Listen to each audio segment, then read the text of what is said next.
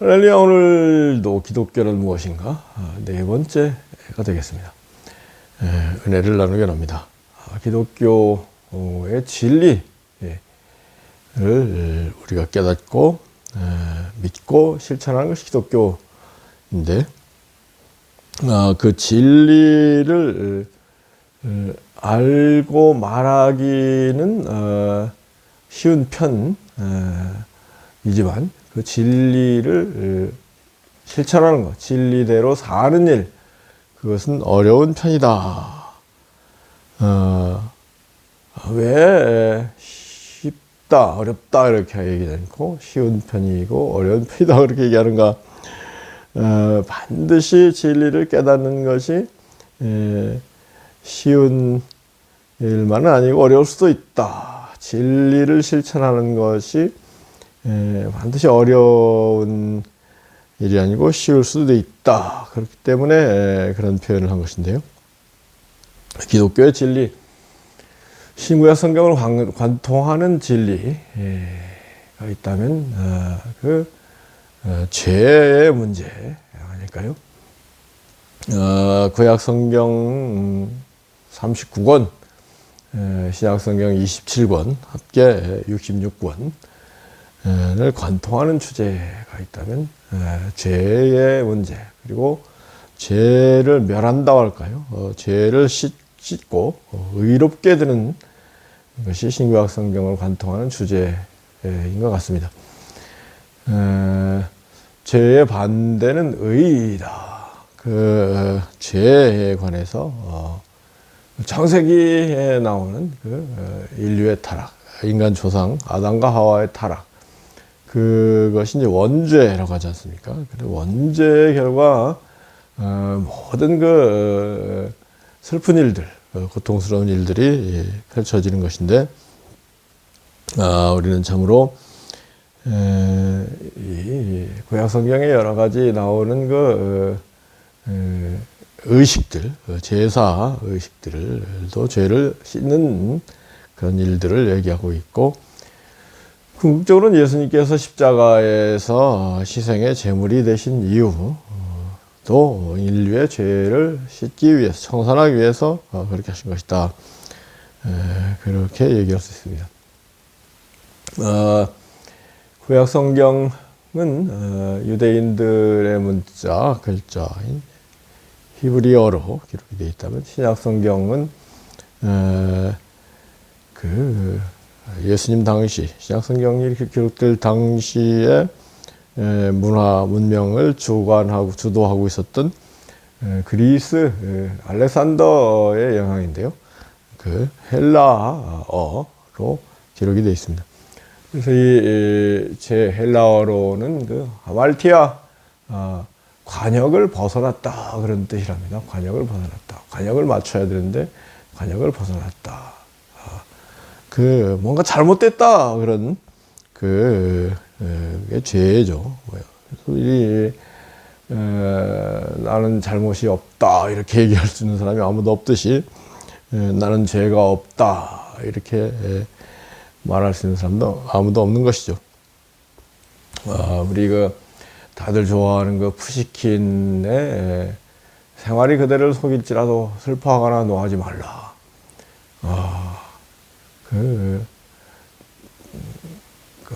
인생은 미래에 사는 것이다. 현재는 지나가는 것인가. 현재는 늘 슬프고 과거는 다 지나가는 것이다. 그렇지만은 우리 지나간 과거를 또 그리워할 때가 올 것이다. 이런 시가 있지 않습니까? 왜 생활이 우리를 속이느냐, 삶이 우리를 속이느냐. 결국은 원죄를 짊어지고 태어나는 존재이기 때문에 우리 마음대로 안 된다, 그런 거 아니겠습니까? 그래서 이제 모든 것이 우리 죄가 인생의 원인이다. 이 죄의 문제, 왜 원인, 뿌리는 뭐냐, 그걸 또 성경이 잘 우리 가르쳐주고 있지 않습니까? 욕심이 잉태한 즉 죄를 낳고, 죄가 장성한 즉 사망 이른다. 그래서 이제 기독교는 욕심의 문제를 해결하고 죄를 청산하고 사망 대신에 영생의 길을 가르쳐 주는 것이 기독교다. 이것을 깨달아야 되는데요. 그런데 얘기하기는 쉽죠. 쉬운 편이죠. 그런데 실천하기는 어려운 편이다. 그래서 욕심을 십자가에 못 박아라. 십자가에 달린 예수 그리스도를 바라보고 하나님, 십자가에 달리신 하나님, 인류를 위해서 십자가에 달리신 하나님을 바라보고 우리 자신을 십자가에 못 박고 욕심을 못 박고 그리고 십자가에 흘린 하나님이 사람이 되신 예수님의 보혈, 피를 의지하고 죄를 씻고 사망 대신에 영생을 얻도록 해라. 이것이 기독교입니다. 이런 점에서는 모든 것이 욕심의 원인이라고 얘기하는 여러 가지 철학, 사상, 종교와 일맥상통하는 점이 있는 것 같습니다. 우리는 여하튼 기독교의 큰 주제, 테마는 욕심과 죄, 사망의 문제를 해결하기 위해서 십자가를 바라보고 십자가 사랑을 실천하고 하는 것이 기독교다. 그래서 이 소극적인 측면에서 욕심을 자꾸 없애려고 들면은 욕심이 더 일어날 수 있다. 그래서 이게 마틴 루터가 종교개혁을 한 것이, 마틴 루터가 가톨릭의 전통에 따라서 고행이랄까요, 수행을 통해서 욕심을 없애려고 이런저런 일들을 고행을 했는데 욕심은 없어지지 않더라. 거의 절망하고 성경을 열심히 봤더니 마틴 루터가 우리 욕심의 문제, 죄의 문제를 해결하는 것은 우리 각자의 수행이나 노력, 고행이 아니고 예수 그리스도를 믿는 것이다. 이거를 생생히 깨닫고 체험적으로 깨닫고 종교개혁을 한 것인데요. 가톨릭에서 제시한 고행을 통해서 욕심, 죄를 청산한다. 이런 것은 아주 문제가 있는 것입니다. 그런데 전혀 고행이 없이, 수행이 없이 오직 믿음으로 욕심과 죄가 해결되느냐, 그것도 저는 불완전하고 좀 문제가 있는 종교개혁이다, 그런 생각을 합니다. 일장일단이 있다고 할까요? 맞는 부분도 있고 문제가 있는 부분도 있다, 그렇게 생각합니다. 저는 욕심의 문제, 죄의 문제를 해결하고 영생을 누리는 길이 절대로 예수님의 십자가를 바라보는 동시에 부활하신 예수님도 바라봐야 되겠고 천국도 바라보고, 그리고 예수님의 가르침, 예수님이 하신 말씀들, 회개하라 천국이 가까웠느니라부터 내가 다 이루었다 외치시고 부활하신 다음에 하늘과 땅의 모든 권세를 내게 주셨으니 그리고 너희는 가서 모든 민족으로 제자를 삼아 성부, 성자, 성령의 침례를 주고 내가 너에게 분부한 모든 것을 가르쳐 지키게 하라. 볼지어다 내가 세상 끝날까지 너희와 항상 함께 있으리라. 우리 주님께서 분부한 모든 것을 가르쳐서 지키게 하기 위해서 먼저 자신이 지키면서 가르쳐야 되지 않겠습니까? 대표적으로 산상설교, 심령이가는 자가 복이 있으니 천국이 될 것이다. 이것도 온유한 자가 복이 있다. 애통하는 자가 복이 있다. 긍휼히 여기는 자가 복이 있으니 긍휼히 여김을 받을 것이다. 긍휼, 자비, 야고보서에서 그랬죠. 긍휼이 없는 자에게는 긍휼 없는 심판이 있을 것이나 긍휼은 심판을 이기고 자랑하느니라. 그래서 이 자비라는 말이 많이 나오는데, 불교가 참 좋은 거는 늘 대자대비, 큰 자비 가운데 살자. 정말 우리 하루를 살아가면서 자나깨나 대자대비, 충소, 애소 가운데 작은 일에 충성되고 작은 사람들을 사랑하자. 애소, 그게 결국은 대자대비를 실천하는 것이라고 하겠습니다. 마음이 깨끗한 자가 복이 있으니 하나님을 볼 것이다. 화평케 하는 자가 복이 있으니 하나님 아들의 일컬음을 받을 것이다. 의를 위하여 핍박을 받는 자가 복이 있으니 천국이 저희 것이다. 이런 산상설교에 나오는 여러 교훈들, 악한 자와 맞서지 말아라. 원수도 사랑해라. 여자를 보고 음욕이 생기면 눈을 빼버려라. 그 눈 가지고 지옥에 가는 것보다는 눈 없이 천국에 가는 게 낫지 않겠느냐. 강력히 그렇게 메시지를 하시고 계신데, 결국은 그 욕심이 굉장히 문제가 되기 때문에 그런 말씀하셨고, 욕심이 남아있는 동안에는 천국을 누릴 수 없다. 천국을 앞당겨 살고 천국의 기쁨 가운데 거하기를 원하는 사람들은 이 욕심을 완전히 뿌리 뽑기 위해서 필요하면 눈도 뽑아야 된다, 뭐 그런 얘기까지 하신 건데요. 뿐만 아니라 은밀히 기도하고 은밀히 구제하고 은밀히 금식하라, 그런 말씀들, 하나님 나라를 먼저 구하라, 이런 말씀들. 요컨대 적극적으로 주님 가르침을 실천하면서 욕심이 소멸되고 죄에서 해방되고 영생을 앞당겨 살게 된다.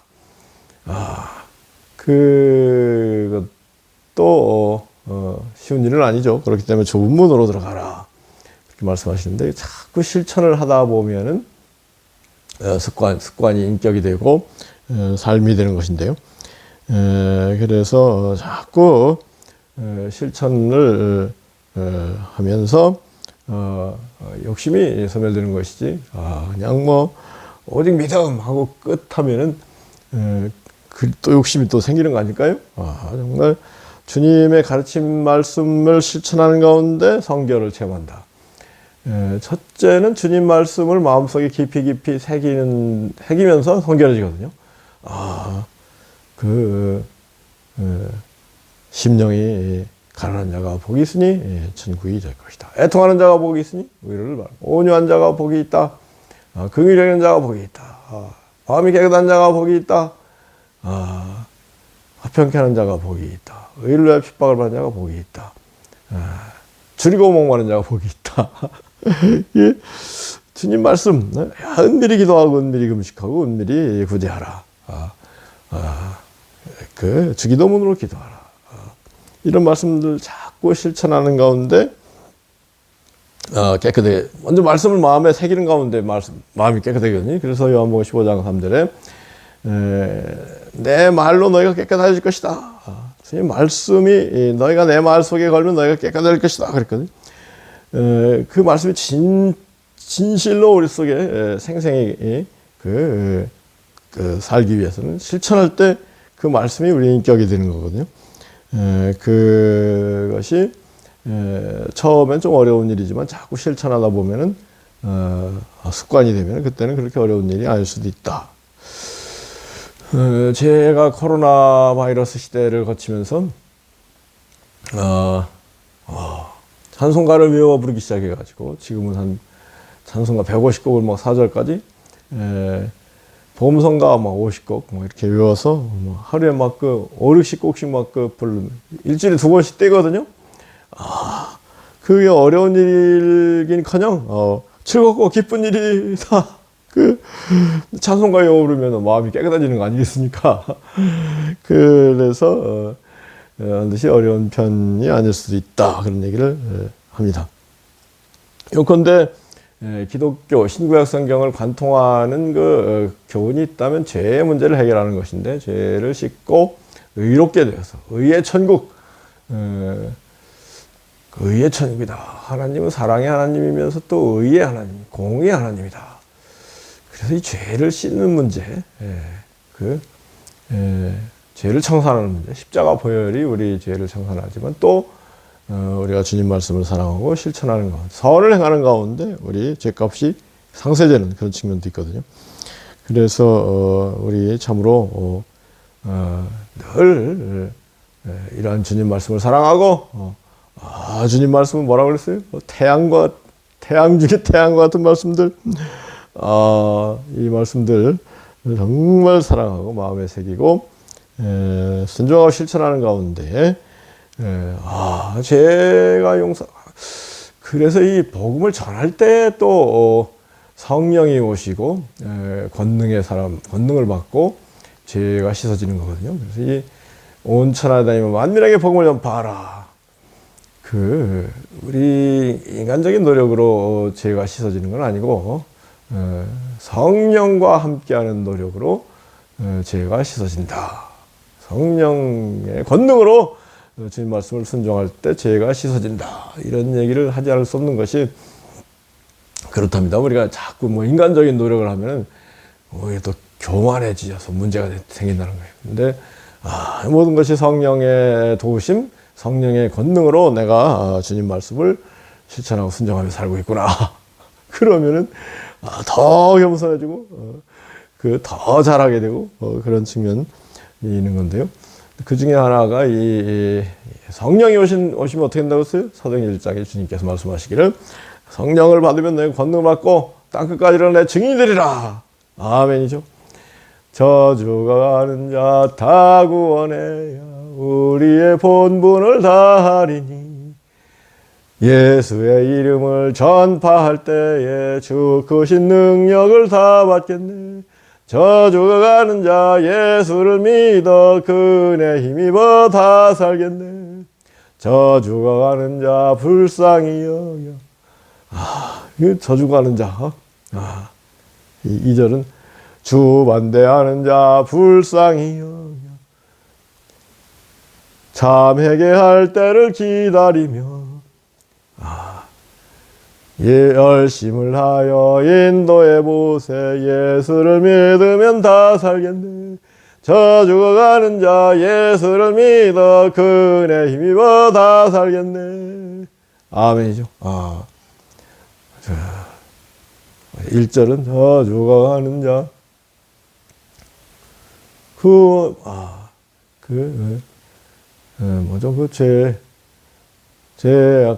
죄악과 무덤서 건져내며 죄인을 위하여 늘 애통하며 예수를 믿으면 다 살겠네. 저주가 가는 자 예수를 믿어 그네 힘입어 다 살겠네. 제가 한 3주 전에 여기 있어가지고 지금만 50번 정도 한 것 같은데 조금 떠듬하잖아요. 100번 정도 해야 또 속으로만 자꾸 부르는 경우가 있는데 그건 또 이렇게 또 막상 입 소리 내서 부르려면 또 안 나오는 경우가 있더라고요. 저주가 가는 자 불쌍히 여겨 죄악과 무덤서 건져내며 죄인을 위하여 늘 애통하며 예수를 힘입어 구원하네. 저주가 가는 자 예수를 믿어 그네 힘입어 다 살겠네. 저 반대하는 자 불쌍히 여겨 참 회개할 때를 기다리며 열심을 다하여 인도해 보세. 예수를 믿으면 다 살겠네. 저주가 가는 자 예수를 믿어 그네 힘입어 다 살겠네. 저주가 가는 자 다 구원해야 우리의 본분을 다하리니 예수의 이름을 전파할 때에 주 크신 능력을 다 받겠네. 아멘이죠. 그래서 이제 실천하는 가운데 특히 복음을 전파하는 가운데 예수의 권능 능력 성령이 임해서 참으로 우리 모든 것이 해결되고 죄 문제가 해결되고 성령 충만한 가운데 천국을 앞당겨 사는 의와 빛으로 충만한 그런 삶이 펼쳐진다는 이것이 기독교다. 아멘이죠. 이러한 축복을 다 누리는 우리가 되기를 예수 그리스도로 축복하기도 합니다. 아멘.